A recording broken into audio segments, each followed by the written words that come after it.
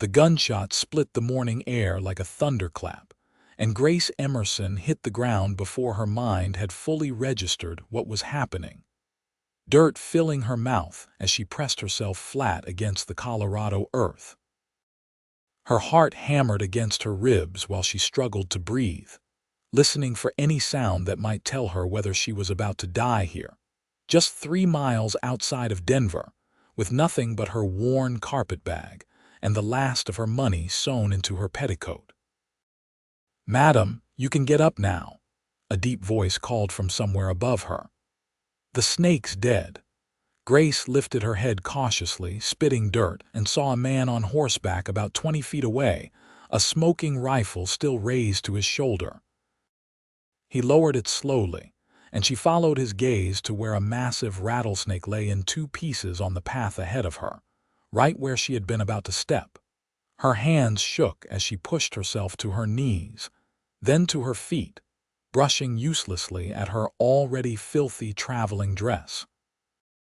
The man dismounted with the easy grace of someone who had spent more time on horseback than on foot, and she got her first good look at him. He was tall, broad-shouldered, with sun-darkened skin and eyes the color of whiskey in lamplight. He looked to be in his late 20s, maybe 30 at most, and he was watching her with an expression somewhere between amusement and concern. "You all right?"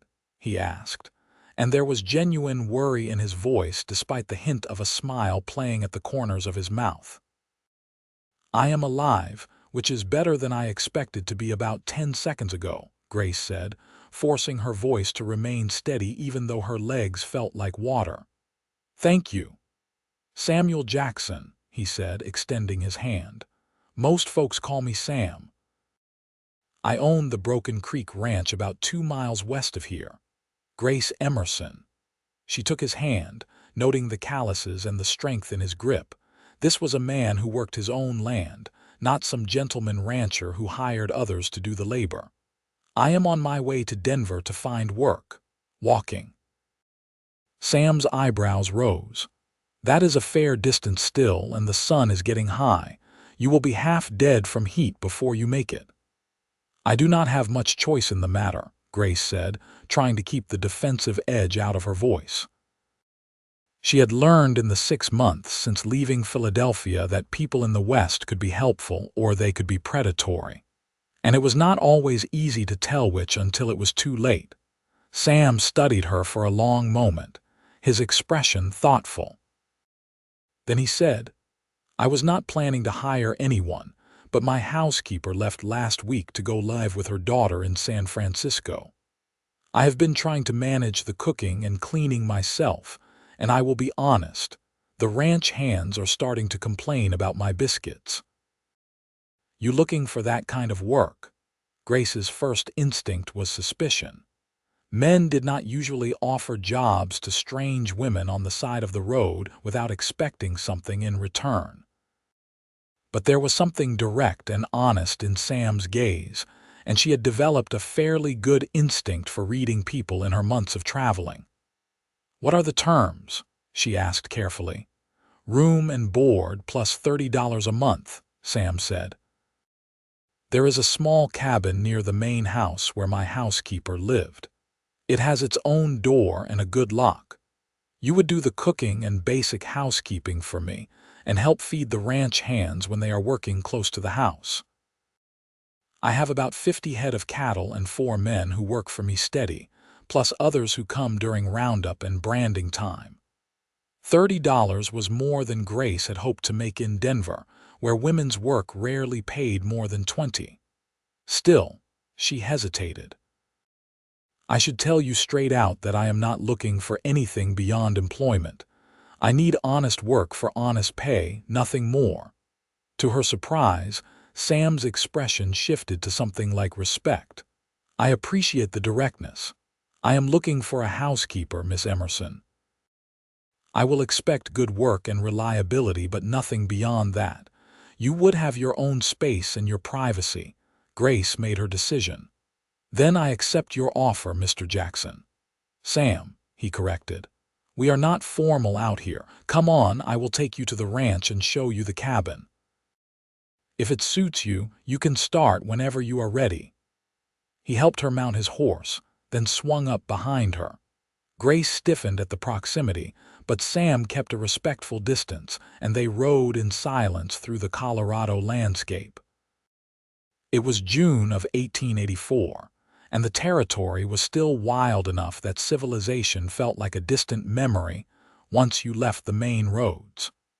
The ranch appeared gradually as they crested a low hill, and Grace felt something loosen in her chest at the sight of it. The main house was a solid two-story structure with a wide porch, built from timber and stone that looked like it had weathered more than a few hard winters. The barn was well maintained, and she could see several outbuildings scattered around the property. It was not fancy, but it looked permanent and real in a way that nothing had felt real to Grace since she had fled Philadelphia. Sam showed her to the cabin first. A small one-room structure with a real bed, a wood stove, a table and chair, and a window that looked out toward the mountains. It was simple but clean, and it had that good lock he had promised.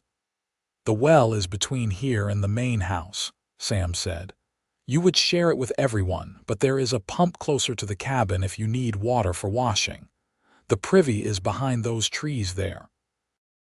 I will expect breakfast at 6, dinner at noon when the men are working close, and supper around 7.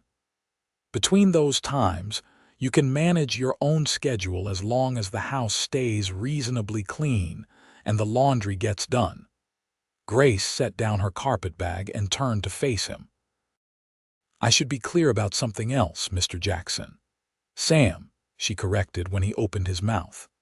"I am willing to work hard and I will do my job well, but I will not take orders that I find unreasonable, and I will not be treated like property or like I have no say in my own circumstances. If that is going to be a problem, I would rather know now." She had expected anger or at least irritation. She had seen how most men reacted when women asserted themselves, especially here in the West, where the law rarely sided with women on much of anything. Instead, Sam's face broke into a genuine smile that transformed his whole expression. "Good," he said simply. "I need a partner in running this place, not a servant who just says yes to everything. Someone who will tell me when I am making a mistake or when something needs to change. I have been trying to do it all myself since my father died last year, and I am beginning to think that is a losing proposition. I do not need someone who will just follow orders blindly. I need someone who will think and contribute." Grace felt something shift inside her, a cautious hope that she had not allowed herself to feel in a long time. "Then I think we will get along just fine." The first week passed in a blur of activity. Grace threw herself into learning the rhythms of the ranch, rising before dawn to start the fire and get coffee going, learning what Sam liked for breakfast and how much food it took to feed ranch hands who worked from sunrise to sunset. The men were respectful enough, keeping their distance and touching their hats when they saw her, though she caught them watching her sometimes with curiosity. Sam himself was a puzzle she was slowly figuring out.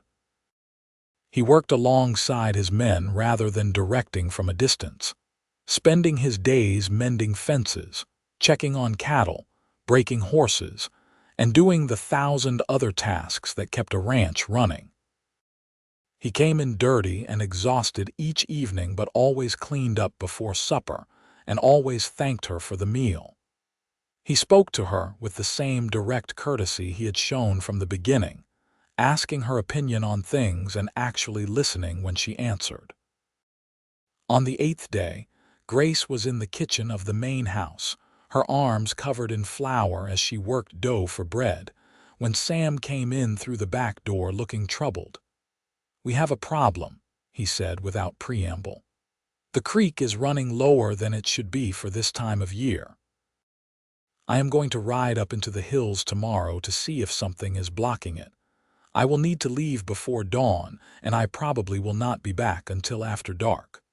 Grace wiped her hands on her apron and turned to face him. "You should take someone with you. It is not safe to go into the hills alone." "The men need to move the cattle to the north pasture tomorrow," Sam said. "I cannot spare any of them." "Then I will go with you," Grace heard herself say. Sam looked startled. "You ride?"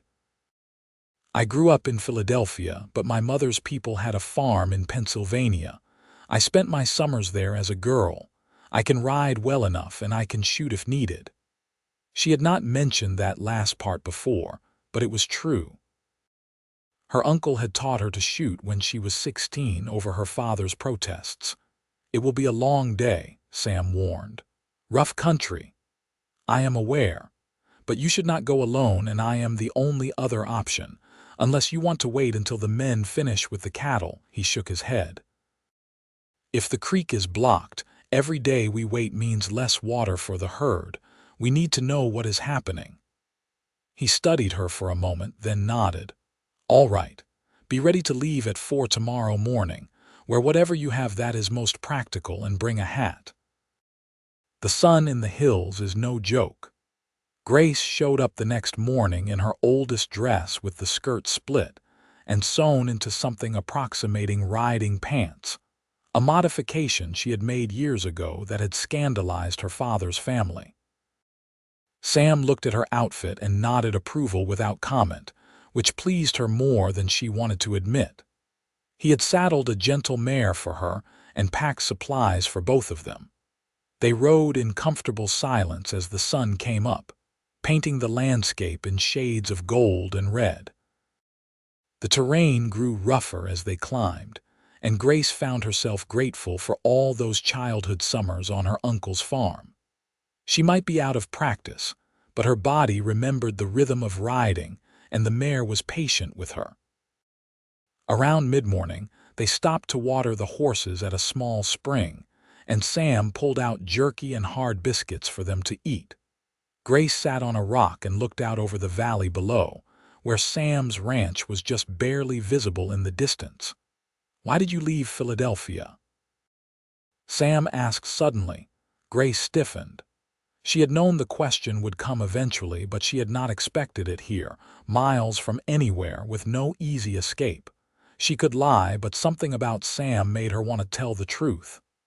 "I was engaged to be married," she said slowly. "To a man my father chose, Edward Hartwell. He came from the right family, had the right prospects, said all the right things in public." She paused, choosing her words carefully. "In private, he was different. He wanted a wife who would obey without question, who would never disagree, who would make herself smaller so he could feel larger. When I told him I would not live that way, he said he would teach me obedience after we were married." Sam's jaw tightened, but he did not interrupt. "I broke off the engagement 3 days before the wedding. My father was furious. He said I had humiliated the family, that I was ungrateful and willful and would end up alone. So I took what money I had saved, packed what I could carry, and left. I have been working my way west ever since, taking whatever jobs I could find." "He was a fool," Sam said quietly. "Your father and that Edward fellow. Any man who wants an obedient puppet instead of a real partner is too weak to deserve one." Grace felt her throat tighten unexpectedly. She had told this story before, or versions of it, and people usually either pitied her or judged her. Sam's matter-of-fact anger on her behalf was something new. "What about you?" she asked, partly to change the subject. "You said your father died last year. No other family." "My mother died when I was 12. My father built this ranch from nothing, and I have been working it since I was old enough to sit a horse. He always said he would find me a suitable wife someday, someone from Denver or even back east who could bring refinement to the place." Sam's expression was wry. "Then he got sick sudden last winter and died before he could arrange my life for me. So here I am, 29 years old, still unmarried, running a ranch by myself." You wish he had found you that suitable wife? Grace asked. Sam was quiet for a long moment, staring out at the mountains. I used to think that was what I wanted. Someone polished and educated who could turn the ranch house into a proper home. But I have been thinking lately that what I actually need is someone who understands this life, who can be a real partner in it. Someone with backbone and common sense who will not fall apart when things get hard. He did not look at her as he said it, but Grace felt heat rise in her cheeks anyway. They found the blockage around mid-afternoon, a rock slide that had partially dammed the creek where it ran through a narrow canyon.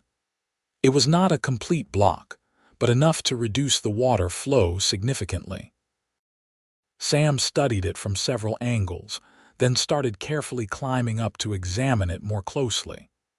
Some of these rocks look like they could be moved by hand, he called down, but there is one big one that is holding everything else in place. If we can shift that, the rest might clear naturally with the water flow. Should we wait for the men to help? Grace asked. I want to at least try now. If we cannot manage it, we will come back with help, but I hate to leave it if we do not have to. Grace climbed up to join him, ignoring the protest of muscles that were already sore from riding.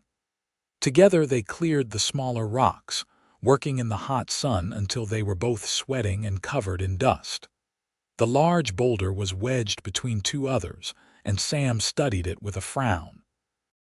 If we can get leverage with this branch, he said, picking up a sturdy piece of deadwood, we might be able to shift it enough for the water to do the rest. It took 3 attempts, both of them straining against the branch while water soaked their boots, but finally the boulder shifted. Then it shifted more, and suddenly everything was moving. Sam grabbed Grace's arm and pulled her back as the makeshift dam collapsed, water surging through the gap they had created. They ended up pressed against the canyon wall, Sam's arm around her shoulders, both breathing hard as they watched the creek return to its normal flow. Grace became acutely aware of how close they were standing, of the warmth of his body and the solid strength of his arm. Sam seemed to notice at the same moment. He released her and stepped back, clearing his throat. That should do it. Good work. They rode back as the sun was setting, both too tired for much conversation. But there was something companionable about the silence now, something that had not been there on the ride up. When they reached the ranch, Sam helped Grace down from her horse, his hands lingering at her waist for just a moment longer than necessary. Thank you, he said, for coming with me today. For your help. I could not have managed that alone. You were right, Grace said.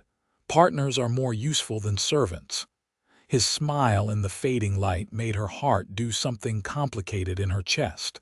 The summer days settled into a pattern that felt almost comfortable.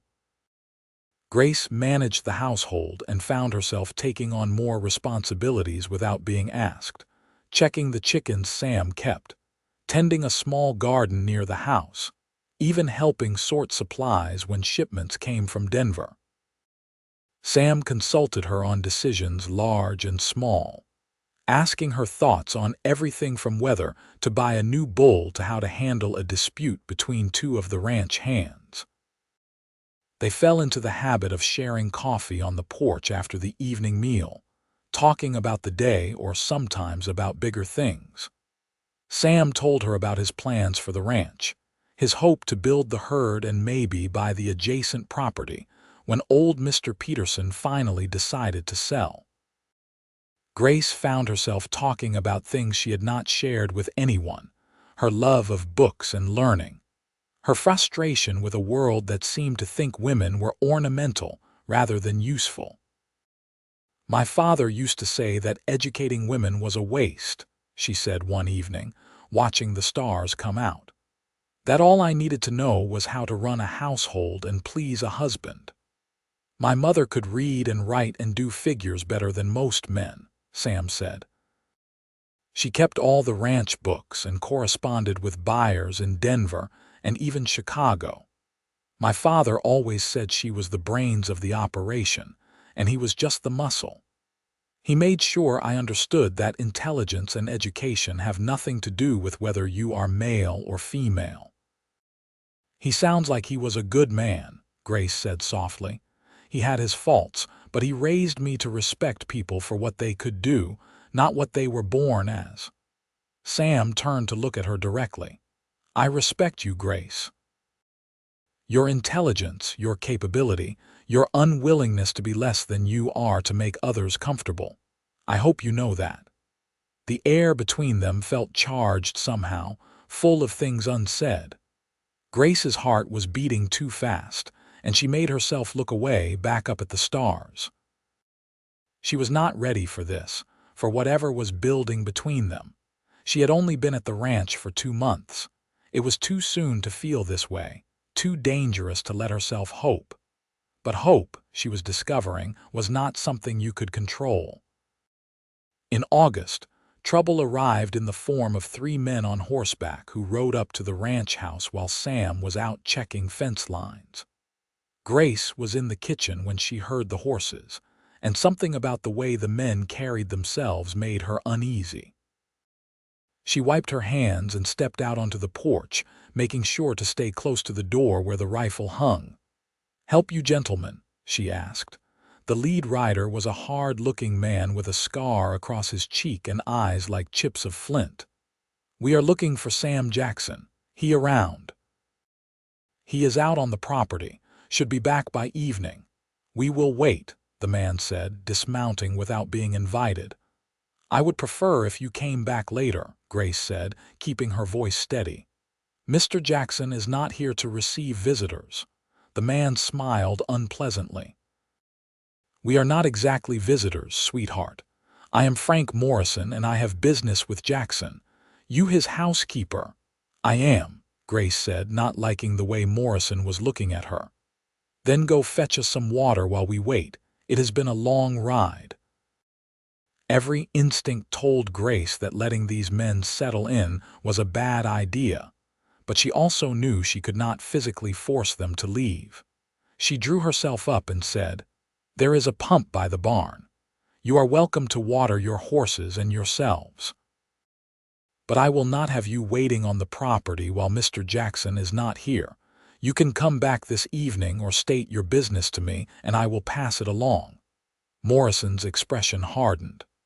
"I do not take orders from hired help, lady, especially not women.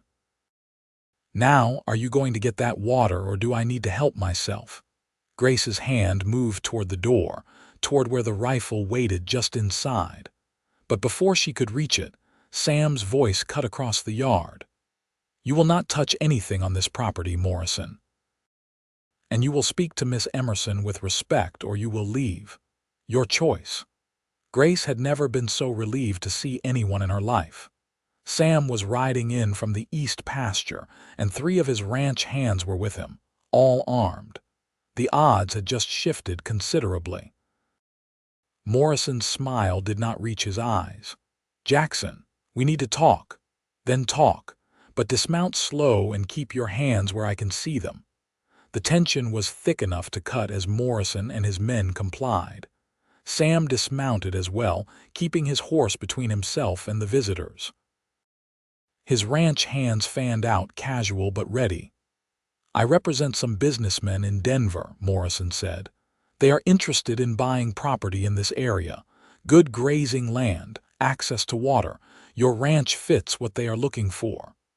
"My ranch is not for sale," Sam said flatly. "You have not heard the offer yet. Do not need to.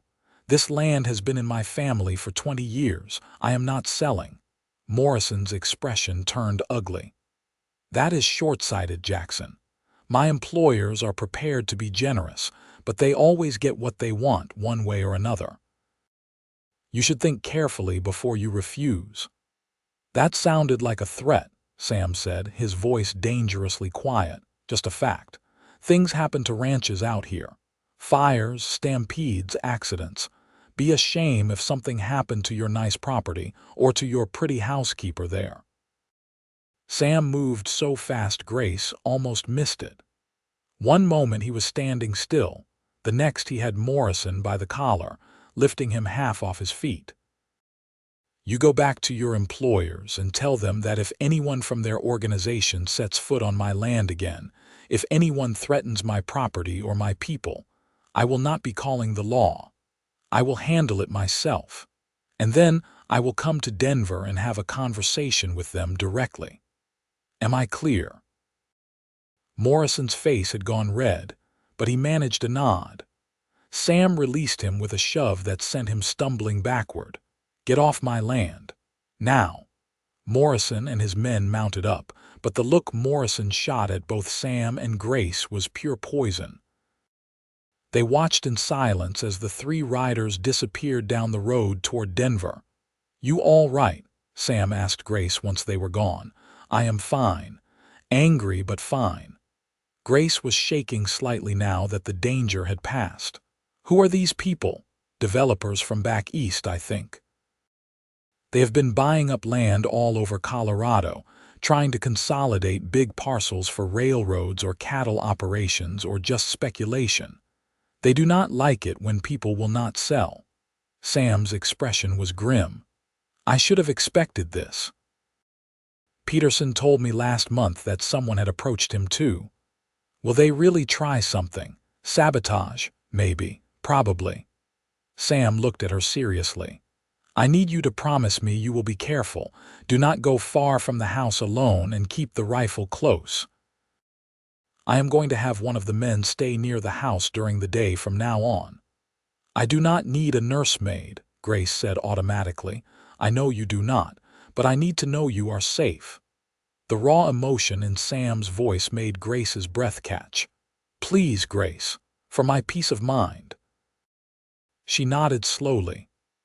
"All right. But Sam, I need you to promise me something too. Do not do anything reckless. Do not go after these people alone or put yourself in unnecessary danger. This ranch is not worth dying for." "It is not just the ranch I am protecting," Sam said quietly, and the way he was looking at her made Grace's heart pound. For a long moment they stood there, the air between them crackling with tension and unspoken feelings. Then one of the ranch hands cleared his throat, and the moment broke. "I will post a watch rotation," the hand said. "And we should probably check the perimeter, make sure those fellows did not leave any surprises." Sam nodded, his practical side reasserting itself.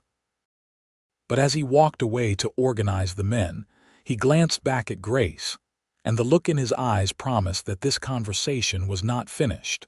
The threat from Morrison and his employers hung over the ranch like a storm cloud for the next several weeks. Nothing happened, which somehow made it worse. Grace found herself jumping at shadows and checking the locks twice before bed. Sam increased the watch rotation and made sure someone was always near the house during the day.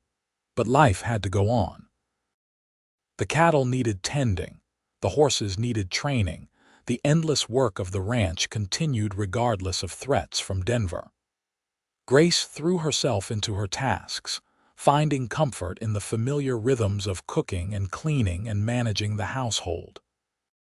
She also found herself spending more and more time with Sam, their evening conversations stretching later into the night. They talked about everything and nothing, discovering that they agreed on most important things and enjoyed arguing about the rest. Sam had a sharp mind and a dry sense of humor that caught Grace by surprise. He made her laugh, which was something she had not done nearly enough of in the past year. One evening in early September, Grace was in the kitchen cleaning up after supper when Sam came in carrying a wooden crate. "This came for you from Denver," he said, setting it on the table. "Looks like books." Grace's hands froze in the dishwater. "I did not order any books. The note says they are from a Mrs. Catherine Winters." Grace dried her hands quickly and took the note Sam held out. Her eyes scanned the familiar handwriting, and she felt tears prick unexpectedly. "My aunt," she explained. "My mother's sister. She is the only one from my family who supported my decision to leave Philadelphia. I wrote to her when I got settled here, but I did not expect this." She opened the crate carefully and found 6 books, all ones she had mentioned loving in her letter. Beneath them was another note. "For your new beginning, I am proud of you. Love, Aunt Catherine." "That was kind of her," Sam said softly. "She always understood me better than anyone else in the family." Grace picked up one of the books, a worn copy of Jane Austen that had been her mother's. She never married, which made her an object of pity and gossip, but she always seemed happier than any of the married women I knew. "Do you think you will never marry?" Sam asked. "After what happened with your engagement," Grace set the book down carefully. "I used to think I would not, that I could not trust anyone enough to give them that kind of power over my life. The law gives husbands complete control, you know. Everything I own would become his property. I would have no legal right to my own children, to make my own decisions, to leave if things became unbearable." "But," Sam prompted when she fell silent, "but I am beginning to think that maybe the problem was not marriage itself. Maybe it was the kind of marriage my father wanted for me, a marriage where I would be property instead of a person." Grace made herself look at Sam directly. "If I ever did marry, it would have to be to someone who saw me as an equal, a true partner. Someone who valued what I could contribute and did not try to make me smaller to suit his pride." Sam held her gaze, and Grace saw something fierce and tender in his expression. "I cannot speak for other men, but I can tell you that any man who had the chance to marry you and did not treat you as an equal would be the worst kind of fool." "Sam." Grace's voice came out barely above a whisper. He crossed the kitchen in 2 strides and took her hands in his. "I have been trying not to say this because I did not want to make you uncomfortable or make you feel obligated. You work for me, and I did not want you to think your job depended on returning my feelings. But Grace, I have to tell you, I am falling in love with you. I think I started falling that first day when you told me you would not obey orders you found unreasonable." Grace's heart felt like it might burst out of her chest. "You are. I am. And I know it has only been a few months, and I know you have reasons to be cautious. So I am not asking you for anything right now. I just needed you to know how I feel. No pressure, no expectations, just the truth." Grace found herself smiling through tears she had not realized were falling. "You really are the most stubborn, unexpected man. Is that a good thing?" "It is a very good thing, because I am falling in love with you too, Sam Jackson, and it terrifies me and thrills me at the same time." Sam's face lit up with a joy so pure it made Grace's breath catch. "Yeah. Yeah," she confirmed. And then somehow they were kissing, his hands gentle on her face, her fingers gripping the front of his shirt like she was afraid he might disappear. It was sweet and desperate and perfect, and when they finally broke apart, both breathing hard, Grace felt like the world had shifted on its axis. "We should probably talk about this," Sam said, resting his forehead against hers. "About what it means, what we want." "We should," Grace agreed. But neither of them moved for a long moment, content just to hold each other in the lamplight kitchen. Eventually they did talk, sitting at the table with cold coffee, discussing their futures with the same practical directness they brought to ranch business. Sam wanted to marry her, but he understood her fears about losing her independence and autonomy. Grace wanted to be with him but needed to know she would still be her own person, not just Sam Jackson's wife. "What if we drew up a contract?" Sam suggested. "Something private between us that lays out how our marriage would work. What would be shared property and what would be your own. What decisions we would make together, and what authority you would have over household matters and ranch business." Grace stared at him. "Would that even be legal?" "Probably not in a court of law, but it would be binding between us, and I would honor it. My word on that." Sam took her hand across the table. I do not want you to marry me and lose yourself, Grace. I want you to marry me and become more yourself. I want us to build something together that is better than either of us could manage alone. You really mean that? I really do. Look, I know marriage laws are unfair to women. I know you would be taking a risk trusting me with that kind of legal power over your life. So let's make our own rules. Let's create the kind of partnership we both want, even if it is not what the law or society expects. Grace felt something unlock inside her, a fear she had been carrying for so long that she had forgotten it was there. I want that too, more than I can say. They talked late into the night, mapping out a future that felt both impossible and inevitable. They would marry, but Grace would keep control of her own money and any inheritance from her family. They would run the ranch together, with Grace having equal say in major decisions. Children, if they came, would be raised by both of them, not just relegated to Grace's domain while Sam handled the important business. It was not a perfect solution to the fundamental inequality built into marriage law, but it was a start. And more importantly, it was built on trust and mutual respect, two things Grace had never thought she would find with a man. The next morning, Sam gathered his ranch hands and made the announcement. The men responded with cheers and congratulations, and the oldest one, a weathered cowboy named Pete, pulled Grace aside. He is a good man, Pete said seriously. Known him since he was a boy. His father was good people and he raised his son right. You are getting one of the best. I know, Grace said, meaning it. And between you and me, Pete continued with a wink, he is getting one hell of a woman, best thing that could have happened to this ranch. The wedding was planned for October after the fall roundup, but before winter set in.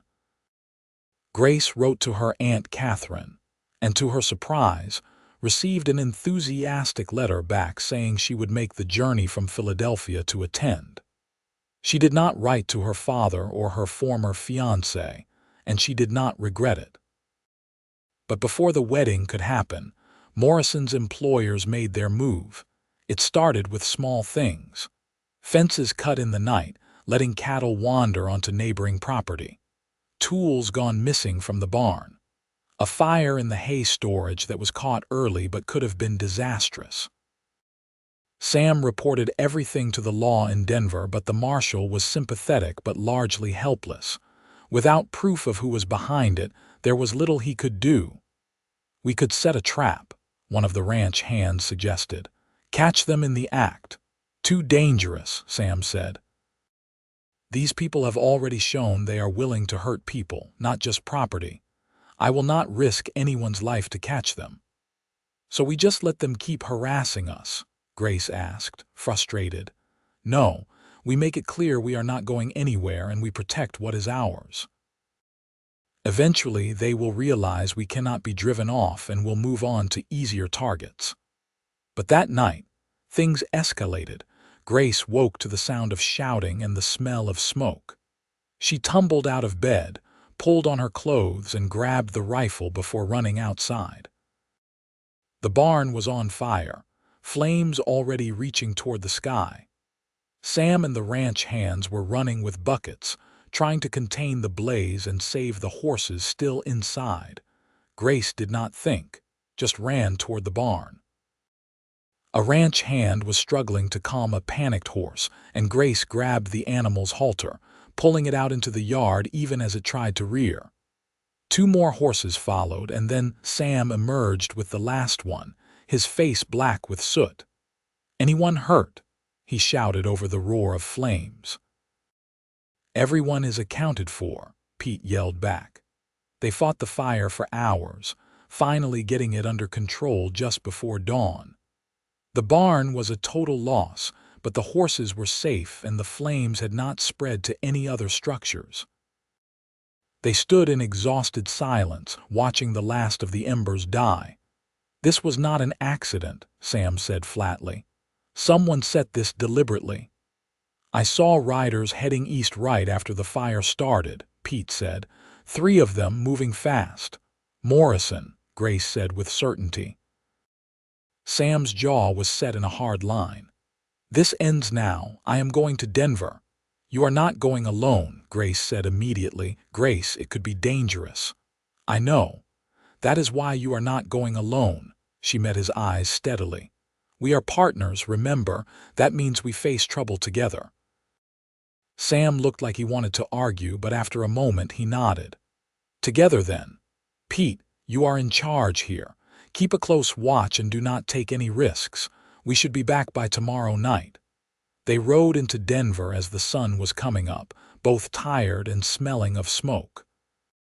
Sam led them directly to the office of Morrison's Employers, a development company with a fancy storefront on Larimer Street. The clerk tried to turn them away, but Sam walked past him without slowing. I am here to see whoever is in charge. Now. A well-dressed man emerged from an inner office, his expression annoyed. I am Richard Pemberton, and you cannot just barge in here demanding to see me. I am Sam Jackson, and your man Morrison burned my barn last night, so yes, I can. Sam's voice was deadly calm. I am here to make you an offer. You leave my ranch alone. You leave my neighbors alone, and I will not go to the newspapers with the story of how Eastern developers are using arson and intimidation to drive out Colorado ranchers. I imagine that would make for some very interesting reading, especially in the local papers. Pemberton's face went red. You have no proof of any such thing. Do not I. I have witnesses who saw 3 riders leaving my property right after the fire started. I have documentation of every act of vandalism and harassment over the past month. I have talked to other ranchers in the area who have had similar experiences, and I have friends in the newspaper business who would love a story about corruption and violence. Sam leaned forward. I did not want this fight, Pemberton. I just wanted to run my ranch in peace. But you came after me and mine, and that was a mistake. Are you threatening me? I am promising you. You have 2 choices. Walk away from my property and anyone associated with me, or see your company's reputation destroyed in the press. Your decision. Pemberton sputtered, but Grace could see the calculation in his eyes. Bad publicity could kill a business, especially one that relied on convincing people to invest in land development. After a long moment, he said stiffly, I will speak to my associates about redirecting our acquisition efforts. You do that, Sam said. And Pemberton, if anything else happens to my ranch, if anyone associated with me or my neighbors has any accidents, I will assume you broke our agreement, and I will make it my life's work to see you ruined. Clear. Pemberton nodded curtly, and Sam took Grace's arm and walked out of the office. They made it halfway down the block before Grace started laughing. That was incredible, she said. Did you see his face? I was bluffing about the newspaper contacts, Sam admitted. I do not actually know anyone in the press. I do, Grace said. My aunt's friend's son works for the Rocky Mountain News. I could have made that threat real if needed. Sam grinned at her. See, this is why we make a good team. They stopped at the marshal's office to report the fire officially and make sure there was a record of their confrontation with Pemberton. The marshal promised to keep an eye on the situation, though he admitted his authority was limited when it came to powerful business interests. On the ride back to the ranch, exhausted but relieved, Sam said, I could not have done that without you, you know. Just knowing you were with me, that I was not facing it alone, made all the difference. That is what partners do, Grace said. Face things together. I am going to marry you so hard, Sam said, and Grace laughed, giddy with exhaustion and relief and love. The wedding took place on a perfect October day with blue skies and the aspen trees turning gold in the hills. Aunt Catherine arrived from Philadelphia looking older but still sharp as a tack, and she took one look at Sam and pulled Grace aside. "That is a good man you are marrying," she said. "I can see it in how he looks at you. Like you hung the moon, but also like he knows you are a person with your own mind. Hold on to that." "I plan to," Grace promised. The ceremony was simple, held in the ranch house parlor with Pete and the other ranch hands as witnesses. The circuit preacher kept it short, and Grace was grateful because standing in front of people declaring her intention to marry still made her heart race with a mix of joy and residual fear. But when Sam took her hands and said his vows, looking at her with such open love and respect, the fear faded. This was not her father's kind of marriage or Edward Hartwell's. This was something new, something they were building together. "I promise to be your partner in all things," Sam said, departing from the traditional vows. "To respect your judgment and your autonomy, to build a life with you, not for you, to love you as you are, not as I might wish you to be." Grace blinked back tears and said her own vows. "I promise to stand with you through hard times and good, to be honest even when it is difficult, to build this ranch and this life together as equals, to love you for exactly who you are." When the preacher pronounced them married, Sam kissed her gently, and the small gathering erupted in cheers. The celebration lasted well into the night, with food Grace and Aunt Catherine had prepared and music from Pete's fiddle. At one point, Grace found herself on the porch catching her breath, and Sam joined her, handing her a cup of cider. "Happy?" he asked. "Terrified and happy in equal measure," Grace admitted. "I keep waiting for something to go wrong for this to turn into what I was running from." "It will not," Sam said firmly, "because we will not let it. We will keep choosing each other and choosing honesty and choosing to be partners every single day. That is what will make this different." Grace leaned against him, feeling the solid warmth of his body and the steady beat of his heart. "I love you, Sam Jackson." "I love you too, Grace Jackson." And hearing her new name in his voice, Grace felt something settle into place inside her. This was home. This was family. This was the life she had chosen, and it was going to be exactly what they made it together. The first year of marriage was an education for both of them. They had to learn to truly share space and decisions, to navigate disagreements without letting them fester, to balance independence with partnership. It was not always easy. Grace had been on her own for so long that accepting help felt like weakness sometimes. And Sam had run the ranch solo for long enough that asking for input was not his first instinct, but they worked at it. When Grace wanted to order books from a catalog in Denver, Sam encouraged it and helped her set up a small library in the parlor. When Sam was struggling with the ranch accounts, Grace offered to take them over, and he agreed gratefully, discovering that she had a better head for numbers than he did. They made decisions together about expanding the herd, about which horses to keep for breeding, about whether to invest in new equipment or save for a harder year. Grace sat in on meetings with buyers and proved to have a sharp eye for negotiations.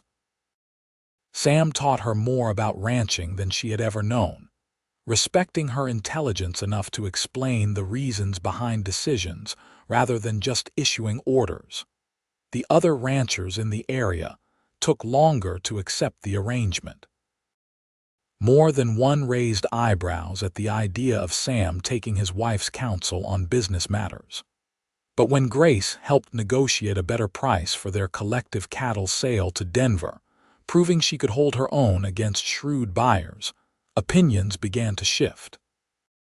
"Your wife has a good head on her shoulders," old Mr. Peterson told Sam one day. "You are a lucky man." "I know," Sam said, and meant it absolutely. In the spring of 1886, Grace discovered she was pregnant. The news brought a complicated mix of emotions. She was happy, and she could see Sam was thrilled, but she also felt the old fear creeping in. Pregnancy and childbirth gave men even more power over women, and the mortality rates were nothing to dismiss lightly. Sam seemed to sense her anxiety. "We will get you the best doctor from Denver," he promised, "and I will be with you every step of the way. You are not doing this alone." "Men do not usually attend births," Grace said. "I do not care what men usually do. You are my wife and my partner. If you want me there, I will be there." Grace gripped his hand tightly. "I want you there." The pregnancy was not easy. Grace was sick for the first 3 months and uncomfortable for much of the rest. But she also found herself marveling at the changes in her body, at the evidence of the life growing inside her. Sam was attentive without being smothering, helping with the heavier household tasks, but not trying to wrap her in cotton wool. When her time came in late November, the labor was long and difficult. Sam stayed with her as promised, holding her hand and wiping her forehead and telling her she was strong and brave. The doctor from Denver proved competent and patient, and after nearly 20 hours, Grace gave birth to a healthy baby boy. "He is perfect," Sam breathed, looking down at his son with wonder. "He is ours," Grace said, exhausted but happy. "What should we call him?" They had discussed names but never settled on one. Now, holding their son, Sam said, "What about James, after your uncle who taught you to shoot?" Grace felt tears well up. Sam remembered every detail she had ever told him about her life before Colorado. James is perfect.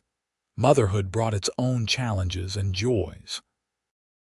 Grace had to learn to balance caring for an infant with managing the household, and she quickly realized she could not do everything herself. Sam hired a young woman from town to help with the heavier cleaning, and he took over more of the cooking on days when James was particularly fussy. "We are partners in this too," he reminded Grace when she tried to apologize for needing help. "Raising him is not just your job, he is our son," and Sam meant it. He changed diapers and walked the floor with James in the middle of the night, and played with him in the evenings after ranch work was done.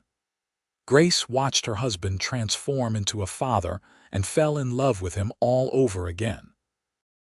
The years that followed were full and rich, marked by the rhythms of ranch life and family life intertwined. They had 2 more children, a daughter they named Catherine after Grace's aunt in 1888, and another son, Michael, in 1890. The ranch prospered under their joint management, growing from 50 head of cattle to over 200. Grace never stopped challenging herself. She continued to read voraciously, kept the ranch books with meticulous accuracy, and even began writing articles about ranch life for women's magazines in the East. Sam encouraged every new interest and ambition, proud of his wife's accomplishments.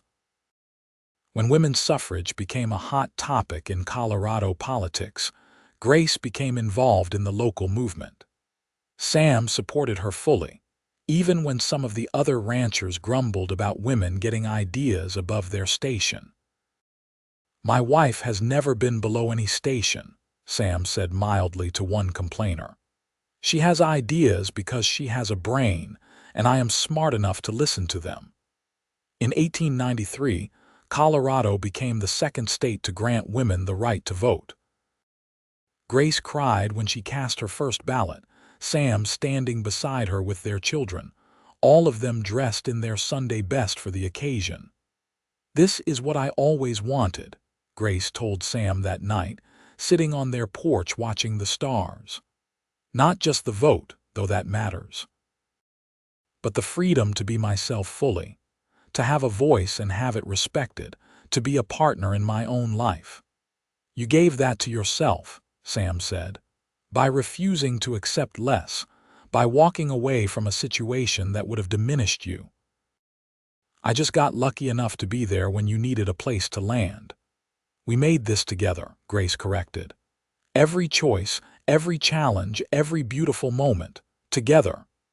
Sam pulled her close, and they sat in comfortable silence, listening to the sounds of the ranch settling for the night. Inside, their children were sleeping safe and warm. Around them, the land they had built a life on stretched out under the vast Colorado sky. Over the years, other women found their way to the ranch, seeking the kind of work and respect that Grace had found. She hired them when she could, gave them advice when she could not, always remembering what it had been like to be desperate and alone on a dusty road.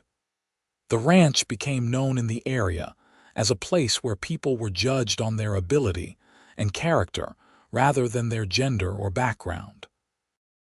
Sam and Grace hired a Chinese cook who had been driven out of Denver by racist violence.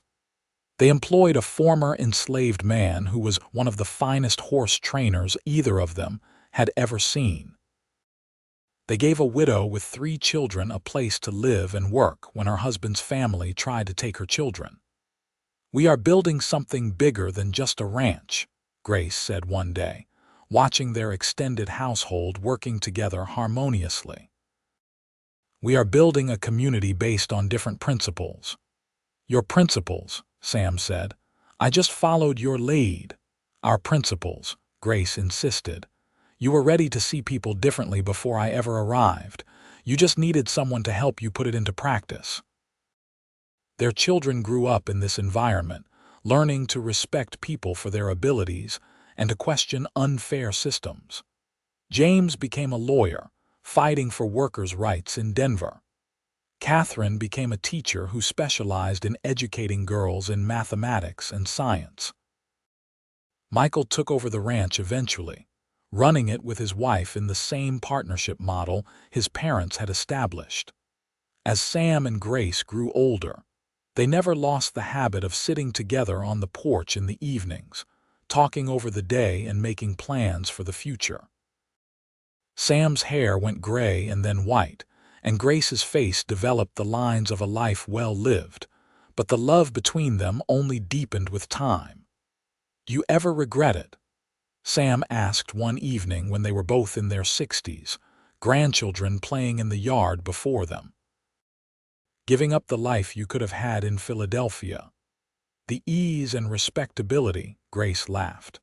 "Not for a single moment. That life would have killed something essential in me. This life, hard as it has been sometimes, let me become fully myself. Let me build something real with someone who saw me as a whole person." "I am the one who got the better deal," Sam said. "You made me better than I would have been alone, pushed me to think differently, to build differently, to love differently." "We made each other better," Grace said firmly. That is what real partnership does. One of their granddaughters came running up to the porch, her face flushed with excitement. "Grandma Grace, Grandpa Sam, Mama says dinner is ready." They went inside to the crowded, noisy table where 3 generations of family gathered to share a meal. Looking around at the life they had built, the family they had raised, the principles they had lived by, Grace felt a profound sense of contentment. This was what she had fought for on that dusty road outside Denver so many years ago. Not just survival, but a life lived on her own terms. A partnership built on mutual respect and love. A legacy that would outlast both of them. After dinner, when most of the family had gone home or to bed, Grace and Sam walked out to look at the land one more time. The ranch stretched before them in the moonlight, familiar and beloved.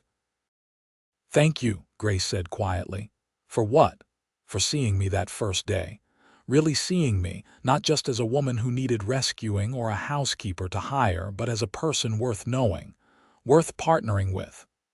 Sam took her hand, his grip still strong despite his years. "I loved you from that first moment when you told me you would not obey orders. I had been looking my whole life for someone with that kind of fire and courage. I just had to be smart enough not to let you get away."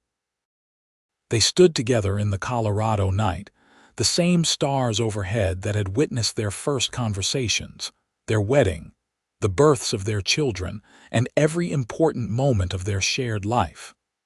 Behind them, The house glowed with warm lamplight. Before them, the land they had worked and loved and built a life on stretched to the mountains. Grace had left Philadelphia seeking freedom and found so much more. She had found partnership, purpose, family, and a love that had sustained her through everything life could throw at them. She had proven to herself and the world that a woman could be strong and independent and still choose love, as long as it was love that enhanced rather than diminished her. As they walked back to the house hand in hand, Grace thought about that young woman on the road all those years ago, dirt in her mouth and fear in her heart.